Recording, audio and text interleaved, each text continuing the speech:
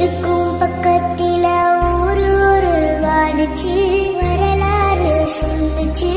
ஊரு மட்டும் இருக்குதையா, ஆற மட்டும் காணல, போன இடம் தெரியல.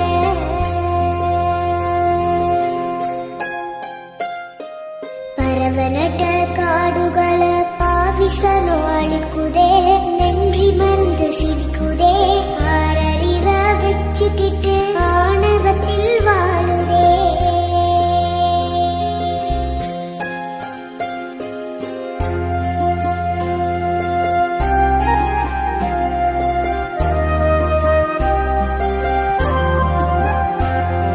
மண்ண போல